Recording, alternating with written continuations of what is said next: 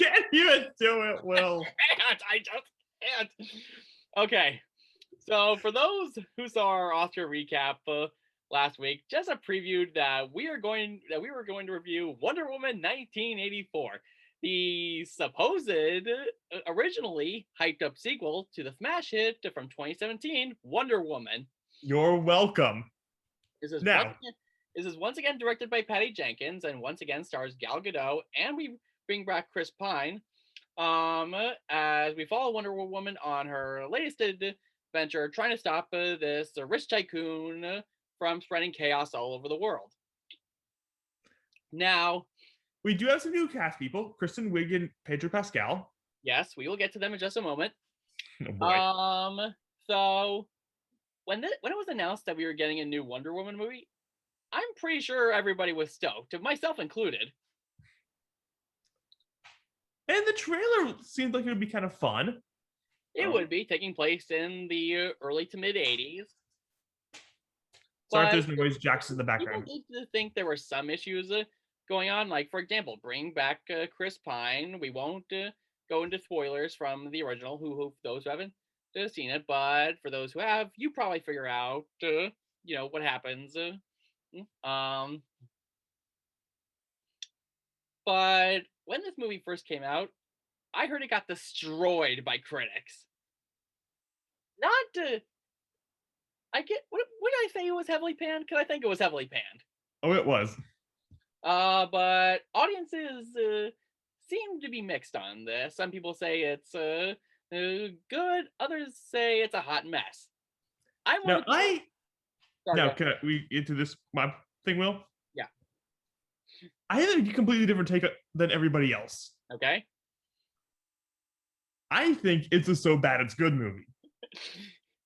Yeah, and I'm one of those people who thought it was really, really dumb. Of course. I knew you wouldn't like it, Will. So, Gal Gadot, as always, she's great as Wonder Woman. Are there times where she's good, great? Well, not all the time she is. It's like 75 to 80% of the time she's great.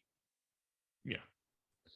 And when they do bring back Chris Pine, we won't say what exactly how they bring him back, even though when they do bring him back, I'm just absolutely no. This movie just completely lost me at that moment. I mean, you got held on with Pedro Pascal. No, Pedro Pascal was a lot of fun. He was extremely over the top, but which I love. Yeah, we think it was mostly due to the directors or the writers that told him to do that. Granted. And everybody knows him for The Mandalorian. I'm pretty sure he had a minor role in Game of Thrones too. He's going to be Joel apparently in the Last of Us TV show. Okay. Yeah.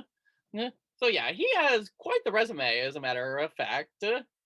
I would say, I think he's in more over the top compared to a villain from another movie that I saw recently called The Lost City, which I'm pretty sure we would get to eventually.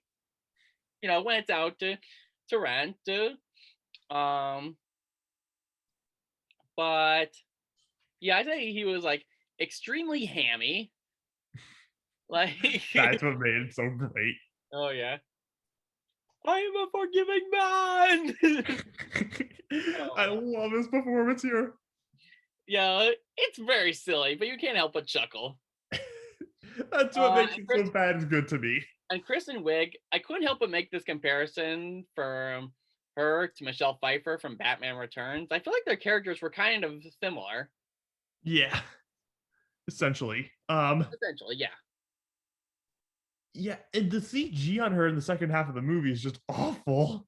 No, the CG isn't not very good. And to be fair, the CG in the first Wonder Woman wasn't great, but it still isn't very good here.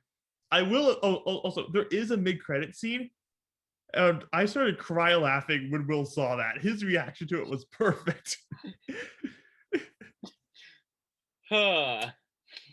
Yeah, this was pretty stupid. It was a mess, and I loved it. It is a hot mess. Like this movie had no idea. Exactly. This movie had no idea what it was doing. The writing made very little sense. And yet it's still entertaining. No, but Wonder Woman, it kind of transcended. It helped pave the way for future superhero movies. It set the bar to like a new level. No. And the sequel's a mess. This sequel just took it 2 steps backwards. It's like it went Dark Knight, then Batman and Robin. I'd say I love it. no. I Because say you Wonder never Woman expect 1984. it. I say Wonder Woman 1984 is probably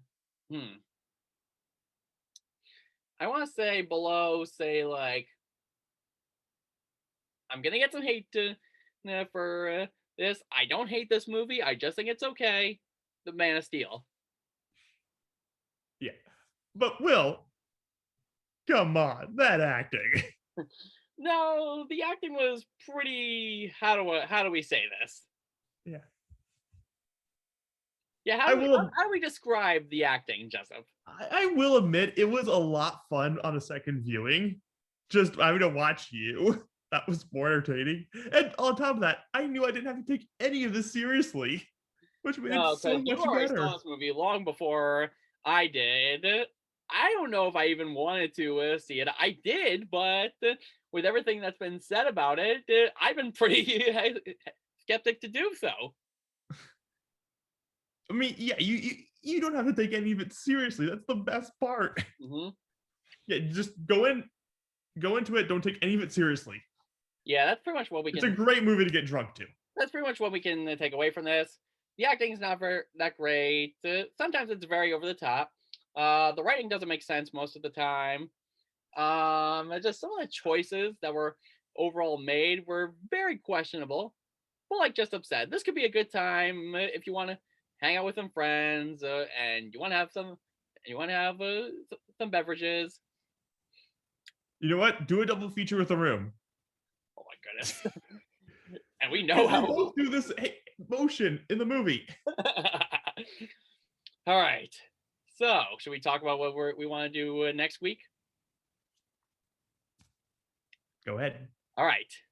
So, I've talked to Jessup about this, and since I made up my mind on this,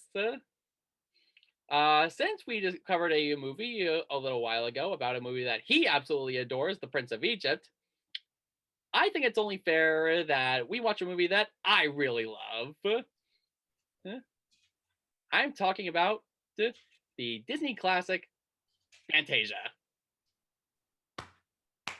Cannot wait. All right. So that just about does it for this review. If you liked it, give it a thumbs up. If you're new, subscribe for more content. And until next time, see you later, posse. I need a drink.